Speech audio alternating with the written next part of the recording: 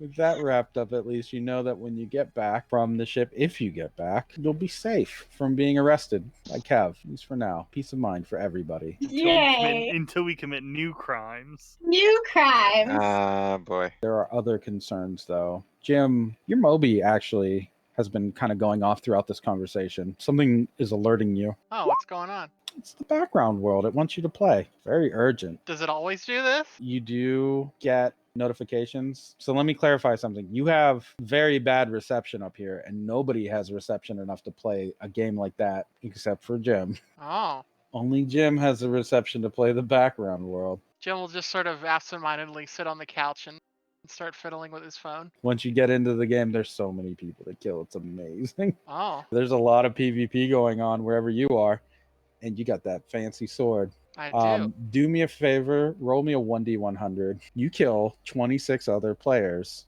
in a massive skirmish. Nice. You killed the shit out of them. So that's what Jim is doing. He is playing that game. Jim, you also get a message about a bounty quest. It is a quest that'll give you a ton of money and experience. It just says one thing: kill the mechanical priest. And it has a very grainy, pixelated picture of Machine Head. Oh no. Do you accept the bounty, Jim? Probably not. He wants to be in that guild. Okay.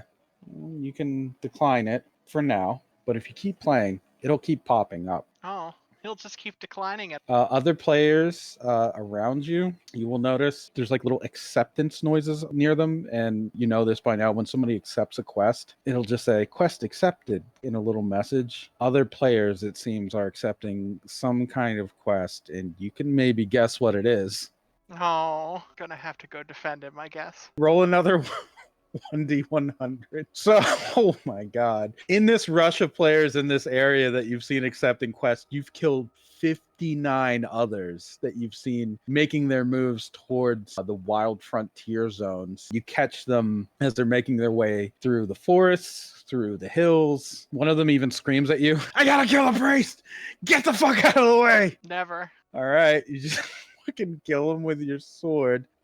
Goodbye is the message that you see over each of them. There is one thing you'll notice: whenever you kill someone with that sword, they don't come back. They don't reappear in the game. Oh, well, I'm ruining accounts left and right. Hopefully not lives. Yeah, hopefully not. That's your experience in the background world. It's a really busy time, and you were doing a lot of PvP, so you were getting a lot of experience, boy. Nice. Jim likes this game. It's easy. You just gotta roll a dice. You're just going through these boys like Dynasty Warrior style, I guess. Hell like just yeah. really chopping them down. Just waves of them getting knocked into the air and sent in all directions. Yeah, the people are definitely screaming, "Fucking hacks!" What's Jim's in-character name? It was Moon Knight and then his birth year. Moon Knight 64, just 5 off from having a nice tag. My girlfriend, who was beside me on the bed and half awake, just mumbled 69 and then rolled over and went back to sleep. Nice. A good woman to have. Yeah. Keep her close. I'd like to think she wasn't even really awake. It was just automatic. Exactly. So that's where the background world is at.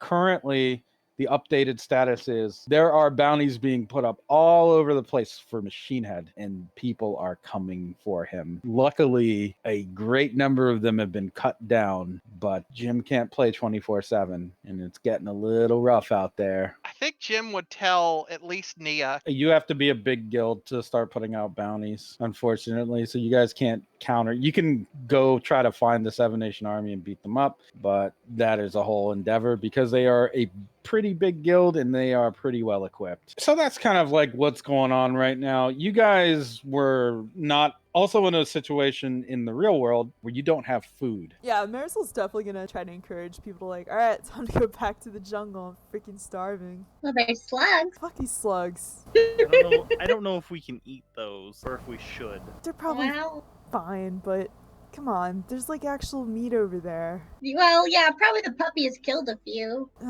There's also fruit and vegetation, she said. It can't all be like, poisonous that's to us. I mean, They tried to everything bite seems us. very aggressive. So let's go. Yeah, let's go fight some vegetation. I'm up for punching a lemon tree. Lemon thing comes out and like punches her whip. It comes to life.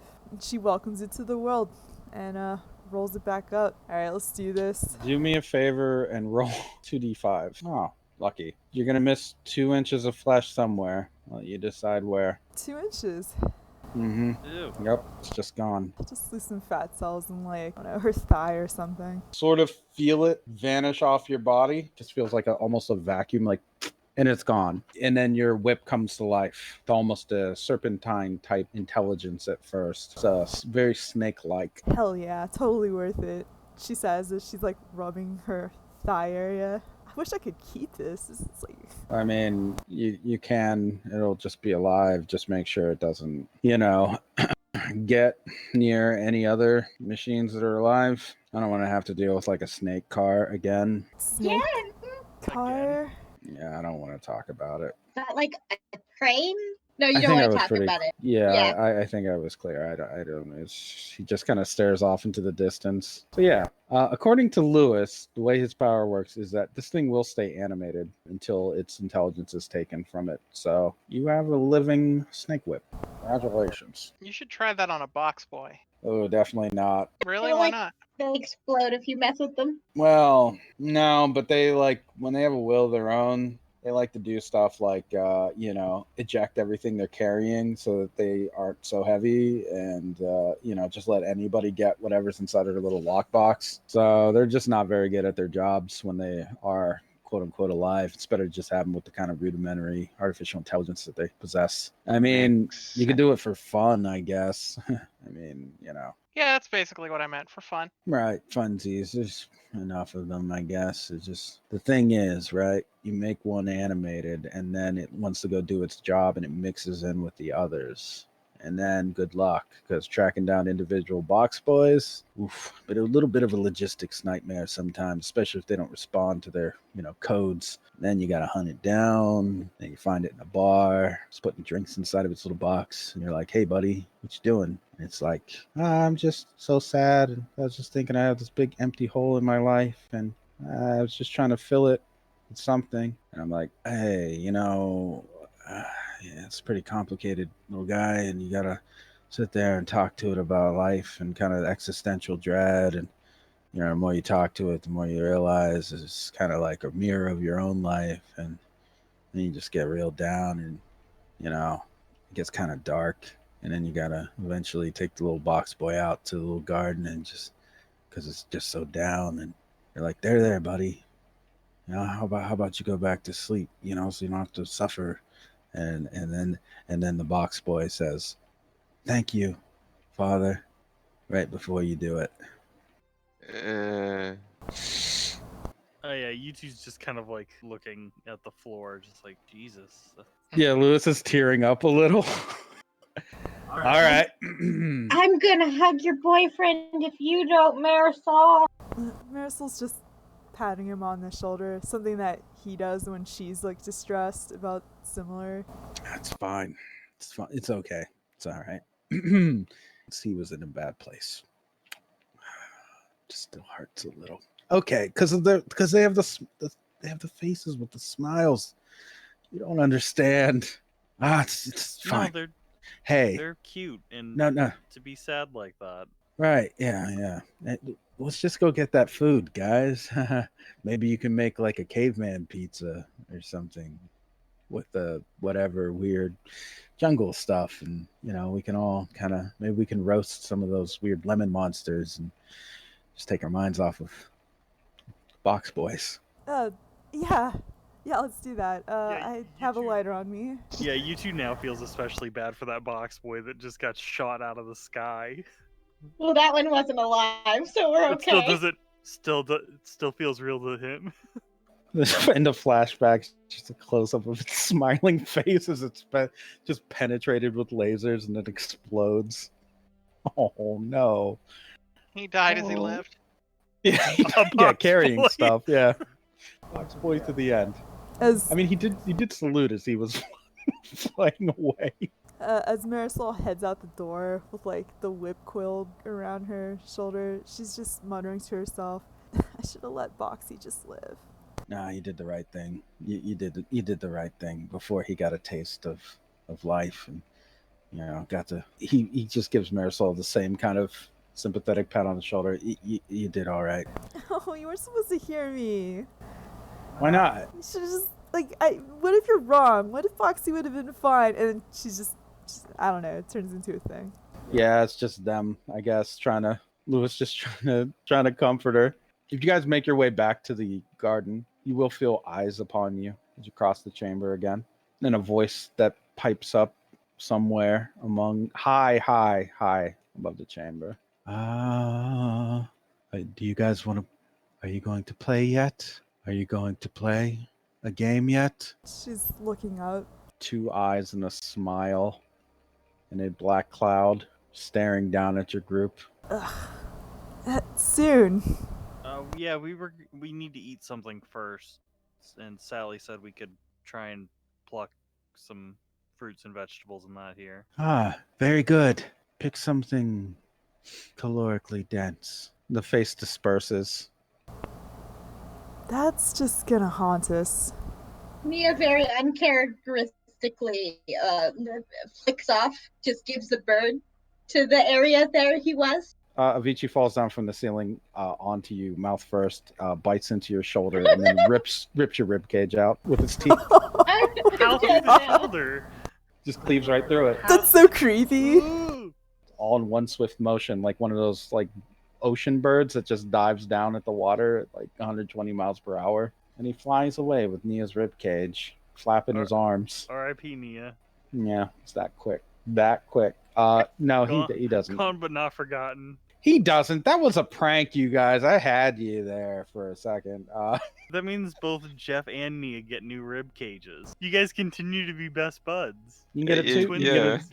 You can save on it. Get a 2-pack of ribs at the Costco, and then just clean them off of the pork, and then put them in your body. We'll just have Stone Sour just use his flesh glue gun. Once you get to the garden, you'll see Juniper is there, kind of feasting on what looks like a dead octopus with humanoid legs.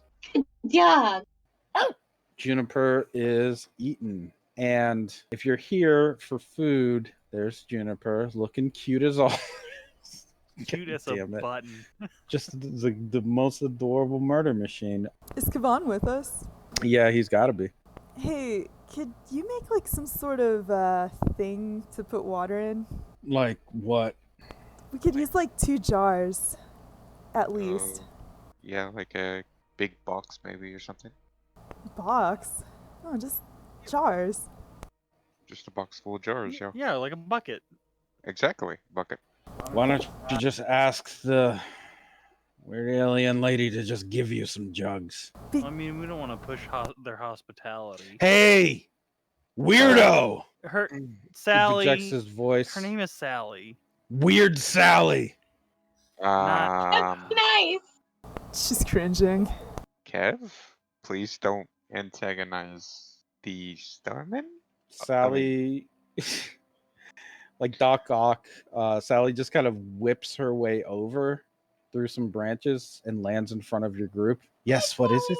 Oh, we were just looking to get some water and food. Do you have any buckets, maybe? Or jugs. Yes, Or I a can box. provide.